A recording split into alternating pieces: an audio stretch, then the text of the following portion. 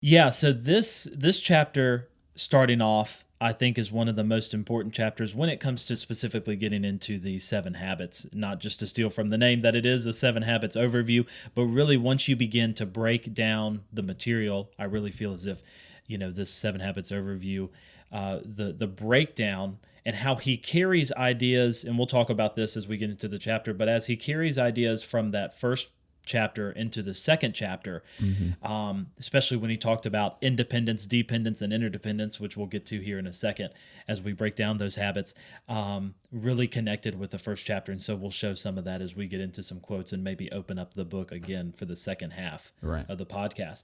But, and I don't know how much of this you remember, I'm not sure if I could recall how much terminology, the exact terminology he uses, but he starts off in this chapter talking about the importance of habits. Right. And one thing I do remember is how he used that example of gravity and the Apollo 11, I believe he talked about, where he talked about the energy used to get that rocket off the ground and into space was the most energy used for miles after that as they were traveling in space. And the same is true for a habit, that getting kind of off the gravitational pull of the ruts that we've been in to start a habit. Yeah. It requires three things. And the first one is the knowledge, which is the how-to he talks about, and the skill, the knowledge is what, the skill is how. And then the third part is what we're missing for that gravitational pull to get us out of the ruts, which is the desire. The motivation. Right. So those three things were a great way to set up the chapter. And that's how he defines a habit. He's like, Yes. let's sit down, let's actually define this thing that we're about to dive into, 7 of them that, he thinks are essential to being an effective person. And it's the intersection between knowledge, skill, and desire. Yes. Knowledge being the what, and then skill being the how, and desire being the want of those three things. And then those are the building blocks to forming a habit. And you really need all three. Right. Is basically what he was saying. Right.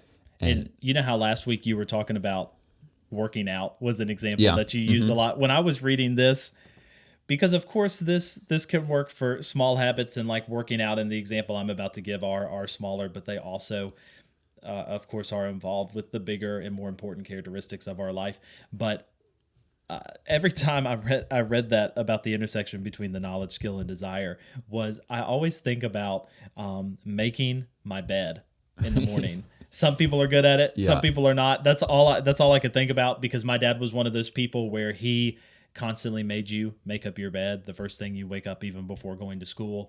And that's when we would wake up, at 6 and be on the school bus by 6:30 type thing. And so I did get in a habit of it just because of that. However, since I've gotten older, I definitely have the knowledge. Everyone knows how to make up a bed. I definitely have the skill, to make up a bed.